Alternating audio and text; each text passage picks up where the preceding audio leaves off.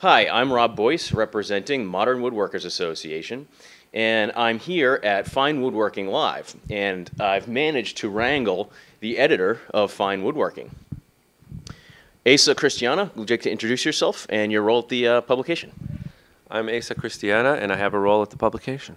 Thank you for that insightful response. I'm the editor of Fine Woodworking, for those of you who don't know, and hello to my friends who already do know. And how long have you been with the publication? I've been there for 12 years now. Time flies when you're having fun. Seasoned veteran. Yeah.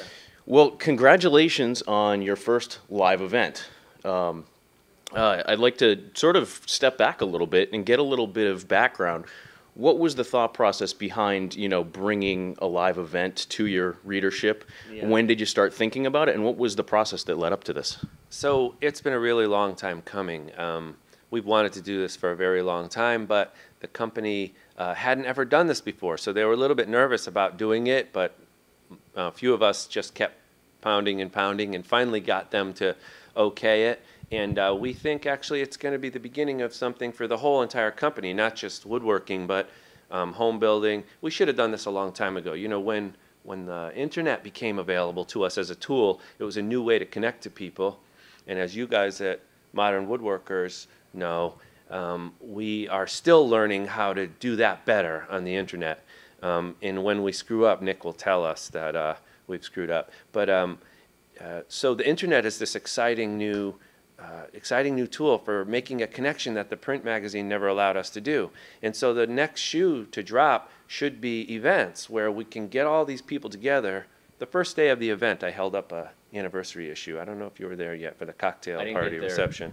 To launch it's disappointing. I know. Yeah, yeah, it is. But I held up the 25th anniversary issue, and it said "Working Together but Sharing a Passion" on the back, and that's kind of what Fine Woodworking's always been about. People work solitary mostly, and like the MWA organization and all, there are a lot of new ways to get people to connect. And so this has been a long time coming. It's way overdue, and I'm like a proud papa. It's great. We planned it. It's executed, and a couple bumps in the road, but I think people by and large had a great time, just as I thought they would. And these aren't easy events to put on, right? I mean, there's a lot of work that goes on behind the scenes. What was the biggest, especially since this was your first event, what was the biggest surprise or the, oh my God, I had no idea? It's all the moving parts. Some publication houses do more of this, and so they have a dedicated events team. And that's the best way to do it. And that's eventually what the Taunton Press, I think, will have. But right now, we're kind of like the pilot program. So there's been a lot of DIY going on here. And I took too much on, basically. And so there's a lot of moving parts. And I really had no idea how much assistance that we would need. We do have an outside consultant who does, that was instrumental. We don't have this in our core competency, as they say in the biz, but we went out and got a events planner, and that's all she does, and that helped a lot. But no, it's the volume of details that's been the shocking thing. Everything from is the right guitar stand for this guy, and extension cords and bandsaw blades, and it goes on and on, as you can imagine. One of the things that I want to give you... turkey bacon. I want to talk about turkey bacon. Turkey bacon. Turkey bacon was a big problem. One day we had turkey bacon. Now, who knew that was going to be a big problem? But that was the talk of the morning, that darn turkey bacon. I don't know if I can get behind turkey bacon. That's what everyone said. I ate breakfast at the hotel, so I avoided that catastrophe. Yeah. I want to compliment you. I've been to a lot of woodworking shows myself, and one of the things you've sort of done is you have sort of small class sizes. You also kind of set a round robin so that everybody got to go to every class, and a lot of the publications or the shows don't do that. You have to sort of pick one class over the other.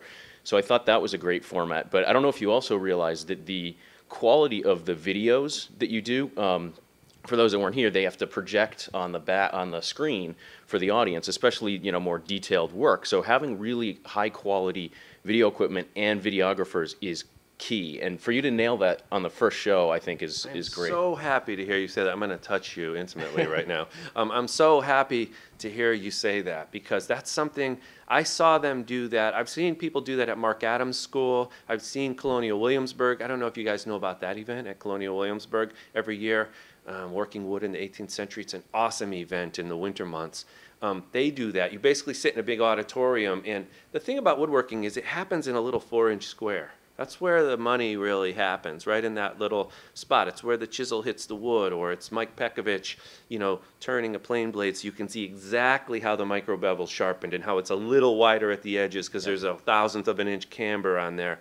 You know, I fought really hard for that, and luckily for us, we have a lot of videographers in our company now because we've gone on the web hardcore, and so we had a lot of talented people who know where to point the camera. So I'm so glad that that helped, because even with 30 people in a room, there's no way they're going to see what they need to see on the bench, short of all coming up there and, you know. So I'm so glad to hear that, because I fought really hard for that. It's an expensive thing to do.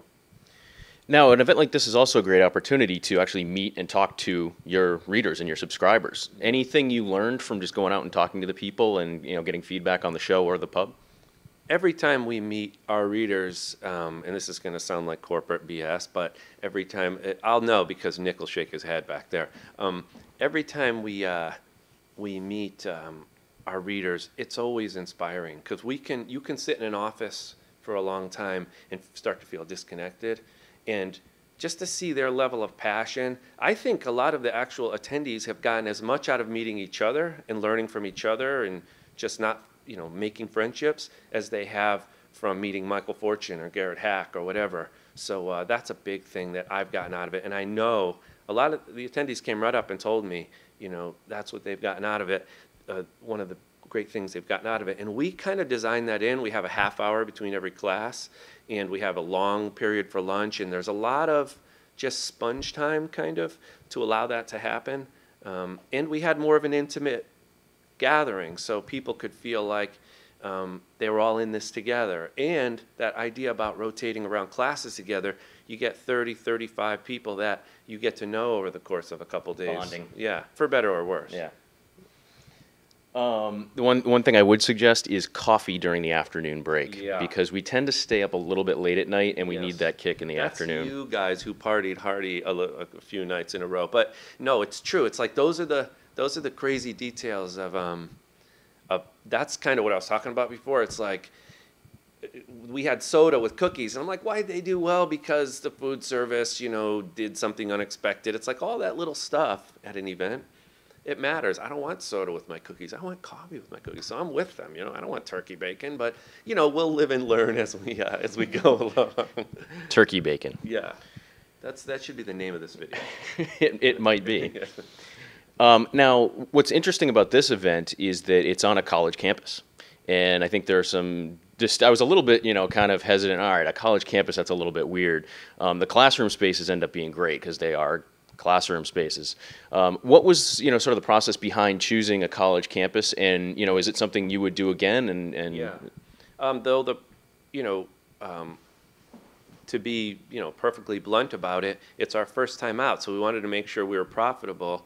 And colleges in the summer, you can get a really great deal on great facilities that we couldn't get other times of the year. So just to make sure, we didn't know what capacity it would be. It turned out it was a huge success, but we didn't quite know how many people would sign up. So we wanted to kind of play it conservative. Plus, I've been begging for this for 8 years at the company, so I couldn't have it be a flop, you know, financially. I needed to prove to them that this is a good. So for all those reasons, we were kind of like careful with the budget. And the summer's great. I mean, you can go up and down the East Coast and most places in the country and get amazing facilities for a fraction of what they would cost during another time of year. So that was a big reason. And then we started looking at, it's our first time, the bulk of the people that we're sending are going to come from Connecticut. We know that the East Coast is a good concentration of woodworkers. So that kind of locked us into drive distance from Connecticut. So we were looking Massachusetts, New Jersey, Pennsylvania, this whole kind of eastern around Connecticut area. And we scouted a ton of locations, like 10. And it came down to University of Connecticut and here as being the best ones. You know, it's not perfect. There's more construction going on than I would like. I hadn't noticed. There's no air conditioning in the dorms. That's a little detail they left out. For the folks who got there was a nice, inexpensive option to stay in the dorms, which was good for folks. But unfortunately, the best you could do was rent a fan in the dorm. See, these are all the little turkey bacon details So, you know, live and learn. You know, on the other hand, the facilities are really beautiful, and the shop is really beautiful, and the Fine Arts Building, and the Student Union, and the Glass Pyramid, and New Paltz is a funky town. That was another thing too. It's like if you bring your spouse, it's a fun place to go downtown, have a drink. The wife might go antiquing or whatever it is. There's good hiking. So it was all those factors. It's not perfect, but I think all in all, it's been a pretty good choice. So, you know, you kind of said you want to make sure that you got it right, it was profitable so that you'd get a second shot, right? Yes. So tell us about, you're going to get a second shot, and what can we possibly expect next year? I think 95% yes, but we'll go back and I think definitely. I think for sure we'll keep this rolling. Is that a guarantee? I can't make any guarantees because I don't hold the purse strings, you know what I mean? I don't have the company wallet, but the big brass were here from the company. They were really impressed. You know, Fine Woodworking, generally speaking, at our company, it came first in Taunton history. You know, we also have Fine Home Building, lots of other publications, gardening, cooking, but woodworking came first, and we've tended to be on the vanguard of a lot of things the company have done. Our website rolled out first. We were the first one to become a premium website, to have the level of video workshops that we have, to be able to have subscribers to the website, and we're the first one to do an event at the company. So all the other franchises at the Taunton Press are kind of watching us and saying, you know, they're going to go to school on us. So I think this is a big initiative for the company, not just Fine Woodworking. I think there'll be events throughout the company. Great. Yeah. So one of the things that we as the Modern Woodworking Association talked about, we tend to be, I think we skew a little bit younger than your typical demographic, and that's kind of... Which I love. It's kind of one of our charters. I mean, I can't say I'm in my 30s anymore, but I still feel like relative to the crowd, we're kind of the younger guys. You know, what are your thoughts about, you know, trying to attract more younger woodworkers? I mean, we had somebody here last night who's 15 years old and is doing some fantastic work. Yeah. And, you know, he was sort of talking about how he'd like to see more things that sort of appeal to the younger demographic. Any thoughts on that, either through the magazine or through the event? It's a big, huge question. You're going against cultural forces in a way because younger people don't have shop classes, and so there's a lot of things odds stacked against them for discovering this hobby and or this craft or whatever you want to call it, profession.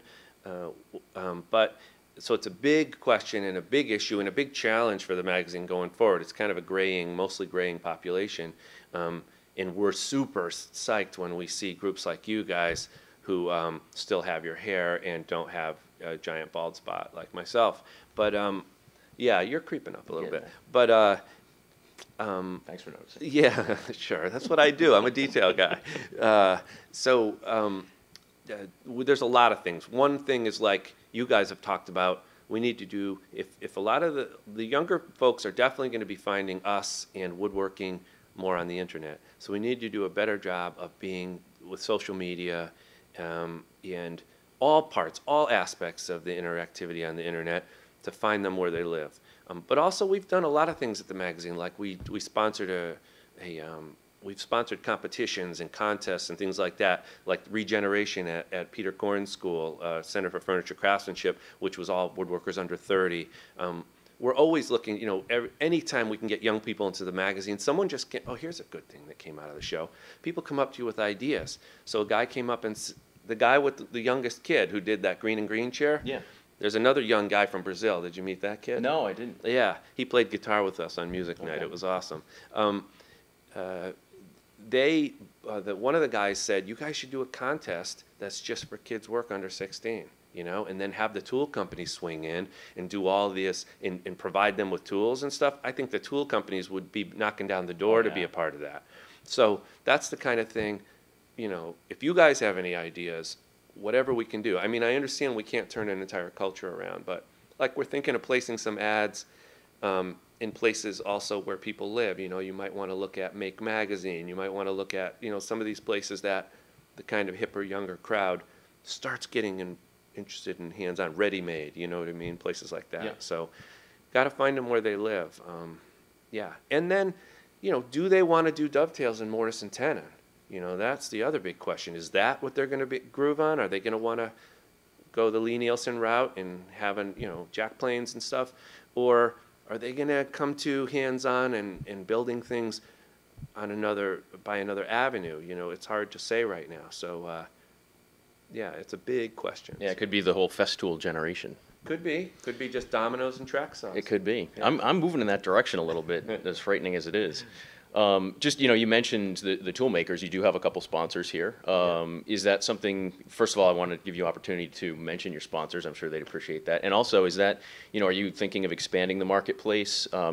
Just a couple companies this year. Well, we wanted, with the intimacy of the event and the fact that if you notice, every single class is really like info-packed. It's really like a small university in a way for woodworking. We wanted the vendors to be the same way. So that's why Lee Valley, Veritas, and Lee Nielsen were such a great fit, because those guys don't just come out with marketing people. They come out with woodworkers, and they actually explain their products and answer your woodworking questions. It's almost like a demonstration of its own. It is. It is. So we want that. Also, we want high-quality products that are kind of high-end, that are a real good fit with the magazine. So, we'd love to have Festool in here and Bosch and some of these companies that make a really killer product. I don't know if we'll ever, I'm not quite sure. It could be that we launch a giant vendor marketplace. It could be that it stays smaller and intimate. That's a part I'm not sure about. But, a couple more, absolutely. Yeah, that would be great. But, part of it gets into venue scouting and where's the vendor marketplace going to go and how do you set up your rotation through classes to make sure that there's time for that. And Yeah, I mean, I've run into that in the past when there is a big vendor marketplace. I tend to go to very few classes, and I went to every class when I was here. I mean, I did not skip a single class. You can ask any of the other MWA guys. Good man. So I'd be remiss if I wrapped up without bringing up Nick Offerman. So Nick Offerman, a.k.a. Ron Swanson from Parks and Recreation, was the keynote speaker at the gala last night. So how did you, and he's also contributed to the magazine as well. How did you hook up with Nick, and how did you sort of get that relationship going and get him to the conference? Yeah, well, that's going to lead up to a big chunk of turkey bacon. I met Nick when Martha Stewart called us and said they'd like to have the editor of the magazine on the show. So I went on this show. I wasn't a big star. I was just that guy in the audience. You know how sometimes they go to Dr. Oz or somebody goes to that guy in the audience. He's like some expert and they give you like 4 minutes. But Nick was the star of the show and he did a canoe paddle. And I was like, holy moly, we got this guy who's on an NBC comedy show, real woodworker. I mean, his tools were sharp. He knew what he was doing. He's the real deal. And then I was like, we got to get this guy. I mean, when you find someone like that who's comfortable on camera and is a good ambassador for the craft, talk about getting the young people.